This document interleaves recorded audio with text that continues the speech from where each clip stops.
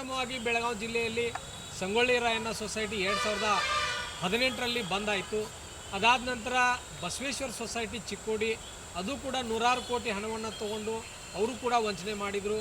ಗೋಕಾಕದಲ್ಲಿರ್ತಕ್ಕಂಥ ಜಗದ್ಗುರು Renukacharya society ಅವರು ಹಣವನ್ನು ಸಂಗ್ರಹ ಮಾಡಿ ಅವರು ವಂಚನೆಯನ್ನು ಮಾಡಿದರು.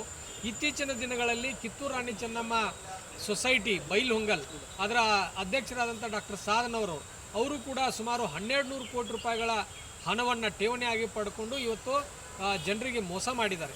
ಅದೇ ಥರ ಇವತ್ತು ರಿದ್ದಿ ಸಿದ್ದಿ ಸೊಸೈಟಿ ಬೆಳಗಾವಿಯ ಪ್ರತಿಷ್ಠಿತ ವ್ಯಕ್ತಿ ಇವತ್ತು ಶ್ಯಾಮ್ ಜಾಧವ್ ಅನ್ನುವಂಥ ಒಬ್ಬ ಚೇರ್ಮನ್ ಅತ್ಯಂತ ಪ್ರಭಾವಿ ಚಿತ್ರರಂಗದ ನಾಯಕರನ್ನು ಕರ್ಕೊಂಡು ಬಂದು ಬೆಳಗಾವಿಯಲ್ಲಿ ಇವತ್ತು ರಿದ್ದಿ ಸಿದ್ದಿ ಹಣಕಾಸು ಸಂಸ್ಥೆಗಳ ಶಾಖೆಗಳನ್ನು ಪ್ರಾರಂಭ ಮಾಡಿದರು.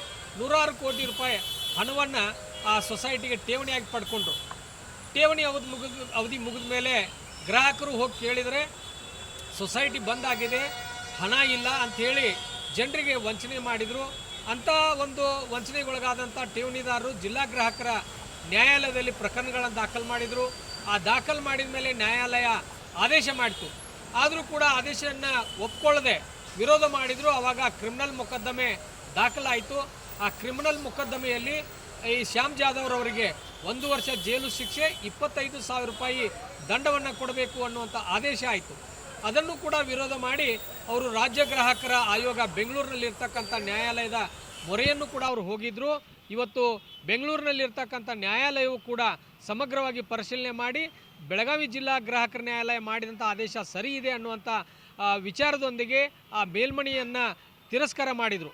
ಆ ತಿರಸ್ಕಾರ ಮಾಡಿದ ಮೇಲೆ ಇಲ್ಲಿ ಬೆಳಗಾವಿಯಲ್ಲಿರ್ತಕ್ಕಂಥ ಜಿಲ್ಲಾ ಗ್ರಾಹಕರ ನ್ಯಾಯಾಲಯ ಇವತ್ತು ಶ್ಯಾಮ್ ಜಾಧವ್ ಅವರನ್ನು ಜೈಲಿಗೆ ಇವತ್ತು ಹಾಕಿದೆ. 1 ವರ್ಷ ಕಾರಾಗೃಹ ಶಿಕ್ಷೆ ಮತ್ತು 25,000 ರೂಪಾಯಿಗಳ ದಂಡವನ್ನು ಕೊಡಬೇಕು ಅನ್ನುವಂಥ ಆದೇಶದೊಂದಿಗೆ ಅವರನ್ನು ಇವತ್ತು ಜೈಲಿಗೆ ರವಾನೆ ಮಾಡಲಾಗಿದೆ. ಈಗ ಒಬ್ಬ ವ್ಯಕ್ತಿ ಜೈಲಿಗೆ ಹೋಗಿ ಬಂದರೆ ಅದು ಹಣ ಮುಗಿಯೋದಿಲ್ಲ.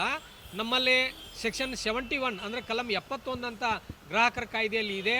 ಆ ಕಾಯ್ದೆಗೆ ಅನುಗುಣವಾಗಿ ಆ ಆಸ್ತಿಯನ್ನು ಹರಾಜು ಮಾಡಿ ನಾವು ಹಣವನ್ನು ವಾಪಸ್ ಪಡ್ಕೋಬೋದು. ಇವತ್ತು ಶ್ಯಾಮ್ ಜಾಧವ್ ಅನ್ನುವಂಥ ವ್ಯಕ್ತಿ ಬಹಳ ಪ್ರಭಾವಿ ಮತ್ತು ಪ್ರತಿಷ್ಠಿತ ವ್ಯಕ್ತಿ. ಇವತ್ತು ಎಳ್ಳೂರು ಹತ್ತಕ್ಕಿರ್ತಕ್ಕಂಥ ಯರ್ಮಾಳದಲ್ಲಿ ಒಂದು ರಿಸಾರ್ಟನ್ನು ಹೊಂದಿದ್ದಾನೆ. 30 ಎಕರೆ ಜಮೀನನ್ನು ಹೊಂದಿ ಆ ಜಮೀನಿನಲ್ಲಿ ಪ್ಲಾಟ್ಗಳನ್ನು ಮಾಡಿ ಇವತ್ತು 20-25 ಲಕ್ಷ ರೂಪಾಯಿ ಗುಂಟೆ ಪ್ರತಿ ಗುಂಟೆ ಮಾರತಕ್ಕಂಥ ಒಬ್ಬ ಮಹಾನ್ ವ್ಯಕ್ತಿ ಇವತ್ತು ಜೈಲಿನಲ್ಲಿ ಇವತ್ತು ಶಿಕ್ಷೆಯನ್ನು ಅನುಭವಿಸ್ತಾ ಇದ್ದಾನೆ.